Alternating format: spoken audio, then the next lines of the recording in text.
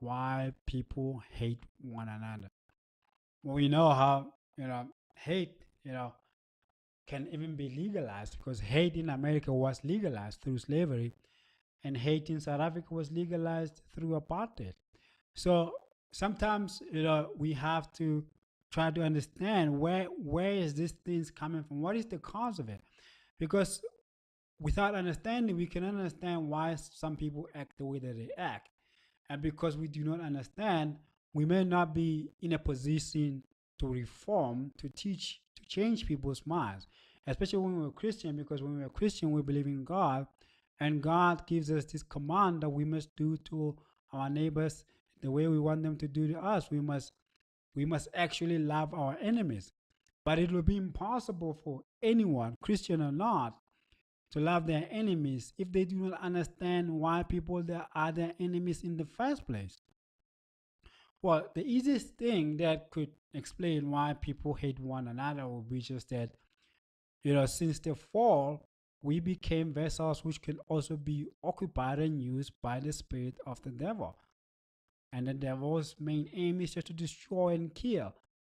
And because of that, that's why we are hating. But that will not be enough. And that will not be might not be something that a person who's not Christian or who's not religious might understand. Because I want to give the kind of explanation that will be understandable for anyone, despite whether they are religious or not, or they're Christian or not.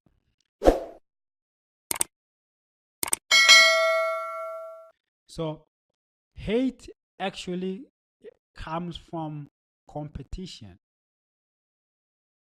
I'm going to repeat, hate stems from competition, and realize how it goes back to the devil. But then, how can I say hate comes competition and relate it to the devil?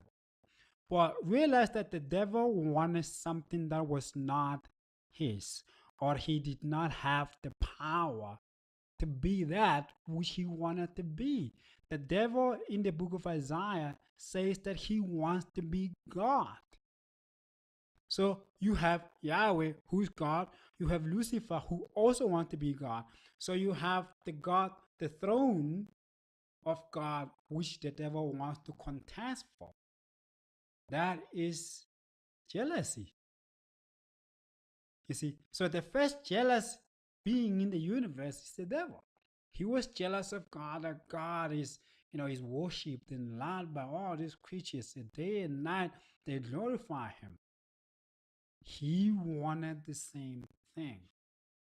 And because he wanted the same thing, because when you hate somebody, you don't want them to do good. You don't want them to succeed. Every time they do something good, you wish something will go wrong so that they will fail. Every time they achieve something, you wish that the achievement may not amount to anything because you hate them. But hate stems from the fact that maybe you want something that they have, or something that they own. You see, and to own does not necessarily mean that you want my T-shirt or you want somebody's car, or it is maybe they have this mindset which attracts people to them, and people listen to them when they speak. This is not to say that in debates there's hate or there's jealous. No, in debates sometimes there could be competition of, even that I said the word competition. It could be about trying to show one another the errors in the mindset of another person. Someone can have with good intent of saying that I think that you think like this, and I think that you're in great error, and I want to show you the right way. And the person also can see that, yeah, I think what you're saying is right, and then I was in great error and I accept that.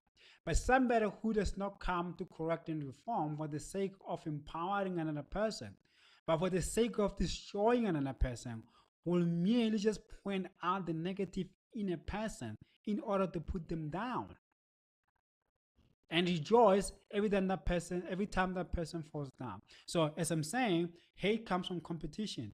And of course, competition comes from jealousy because you're fighting for the same thing. So Lucifer, realizing that God is God, has all these things. Does not have any need, wanted to be like him. But the only way you could be God, you would have to kill God. You see, so realizing that he couldn't kill God or hurt God in any way since he was kicked out of heaven, and because of his evil, he can no longer go up. He can only go down. You see, because in the inner working of the universe is that that which is dark, that which is evil falls down, and that which is good and light and righteous and amazing go up. That's why God is the most high, because he's the one who's the purest of light. He's the one who's the embodiment of good. That's why he's the most high. You see, he can't go down. It's impossible for him to go down. He can merely float. So anyway, so the devil wanted that which God had, but he can't have it. So since he was kicked out of you know heaven, now he's on the earth. But the only way that he can get to God is if he does what? He hates the creation of God or defiles the creation of God.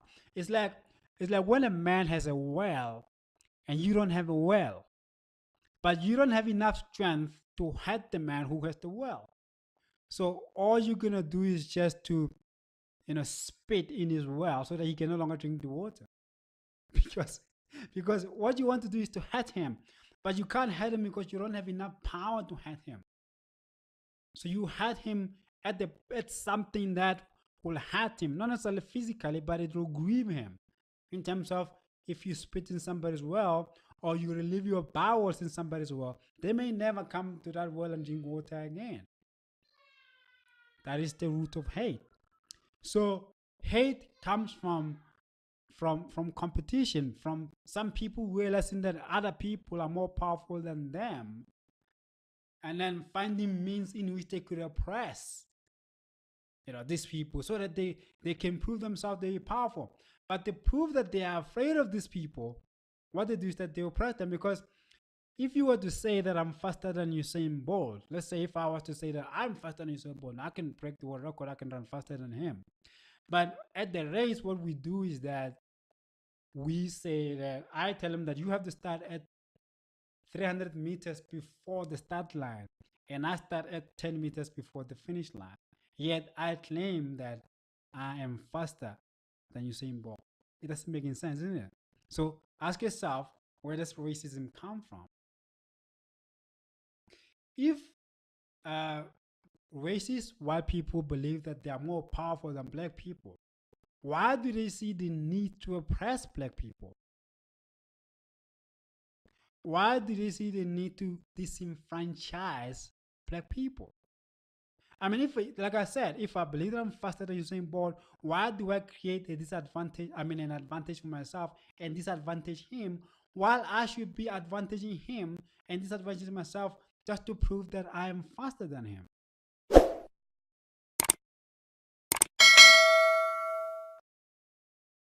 So the question becomes then, knowing that the root cause of hate comes from competition and competition comes from jealousy, what will white people be jealous of which the black people have done if they're already right, if they're writing books that black people have never achieved anything? That is something that white people should think about. I don't want to say it, you see, because what I'm the kind of person who want people to think. There's a misconception that religious people don't think. And when I make videos against atheism and evolution, some people get shocked in terms of the reason that I give. That the reason that I give is logical and thoughtful. You see, I don't reason in terms of I believe that the Bible is right because the Bible is right. I tell you that the Bible is right when you take what is in the Bible and apply it in real life. You can see goodness, righteousness, peace, and order. You see, because of 1, 2, 3. Because if men were not cheating on their wives, you're gonna have peace in houses. You're gonna have love, joy, and laughter. Then you're gonna have an orderly society. So this law of God is good. So it's not about me saying that God is right because he's right or because he's God. If God wanted to say that he's right because he's God, he would have never given us Jesus Christ. The reason why Jesus Christ came to the world It was so that God could reason with man. He doesn't have to, but because he is good and righteous and kind and merciful, he wants to reason with you so you could understand. He doesn't just want people to follow him because he's God. He wants people to to want to follow him because he's good, because his goodness he has manifested. That's why he says, "Seek first his kingdom and righteousness." He's saying, "Seek to understand me." And he knows, God knows that once you understand him, you're going to follow him because you're going to see how good he is. And because naturally you're designed by him to want good, to want happiness, you're going to follow that which makes you happiness. And that which makes you happiness, it can only be God. Whatever happiness that you think you can have on the earth is just temporal. After 68 years, you die. And if you have a soul like we believe you do, it may not end well if you're an atheist or an evolutionist. Anyway, since I've established that hate comes from competition and competition comes from jealousy, then you ask yourself then, what did white Americans know about black people, which they hated so much, that they tortured the black people so much? What did white South Africans know about black South Africans so much that they hated so much that they wanted to kill their women and their children in cold blood? What is this jealousy coming from? Because you cannot say somebody is weak, stupid, and a monkey and all that, but spend so much of your time writing books about him, putting him down, and showing how stupid he is. If he is that stupid, why would you do that? I mean, why would anyone waste their time writing books or writing doctrines about somebody who's stupid and writing about their stupidity? Unless you want to create this mindset that someone who is not stupid is stupid, so that you could end up making him feel like he's stupid. Because through intimidation by guns and oppression and jail and all that, eventually a man becomes impotent and does no longer believe that he's a man anymore and becomes submissive. This is why it was important during the slave times in America that anyone who wanted to cause a rebellion or wanted to run away was shot and killed. He wasn't just shot and killed and buried or just put in a hole somewhere. He was shot and buried and displayed. The reason why they had to display a possible rebel was so that all the other people can see and not want to do likewise. So you're mentally intimidating all these other slaves, that if you ever think of running away, that is your fate. But what is the root of that? No one will just go, leave one continent, go to another continent. They go and collect a group of people and enslave them. And then after that, keep writing doctrines about how stupid and how weak they are. It was in the nature of how the world used to work. It was that nations will conquer another nation, and the conquered nation will become the servants of the other nation. And but there will never be books. There will never be movies. There will never be entertainment about the weaknesses of the other people. It was just a matter of, I beat you, you submit to me, serve me. I don't write anything else. I don't even care about what you do. You can worship your God the same way as the Romans used to allow the Jews to worship God. They couldn't care less about the religion, because as long as they believed that they beat them and made them submissive to them, so their God couldn't do anything to them. You understand? So that's how things used to work in the old times. But since America enslaved black people and South African white people, oppress black people in apartheid, it's almost like the game has changed. It's no longer just about you beat someone in a war and then you make them submissive and serve you, but you don't worry about whether they have how many children or all that. But this thing of racist people hating other people becomes more about ideological, religious, scientific, ideological in terms of publishing of literature, which is hateful.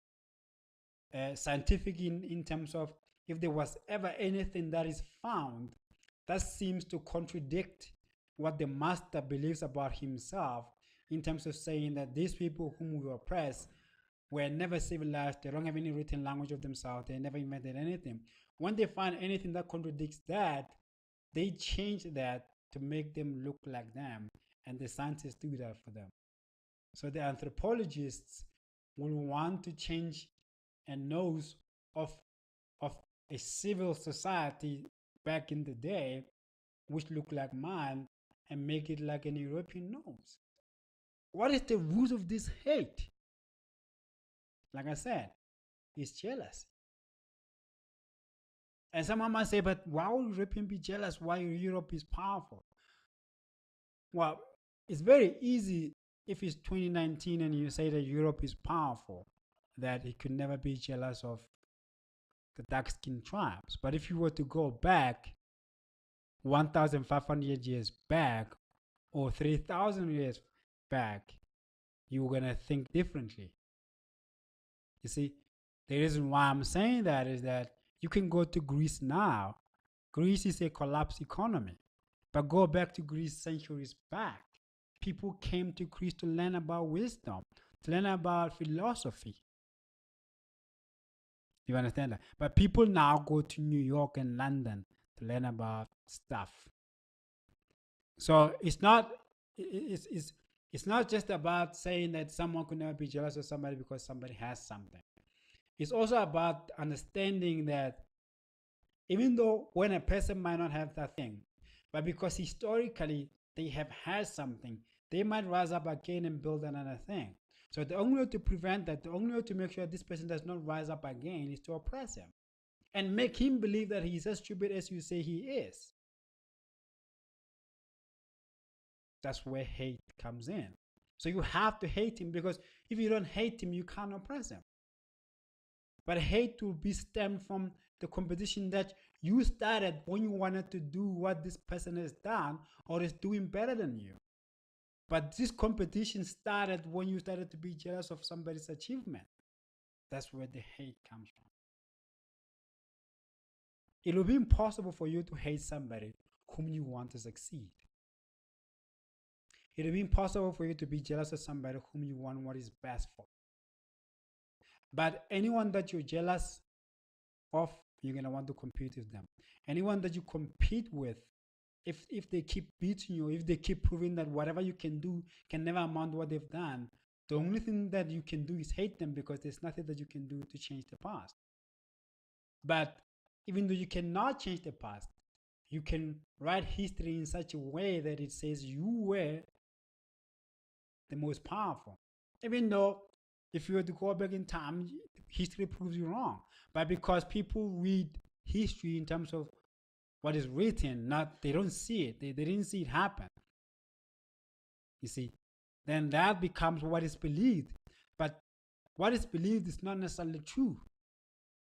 It is what is accepted as fact.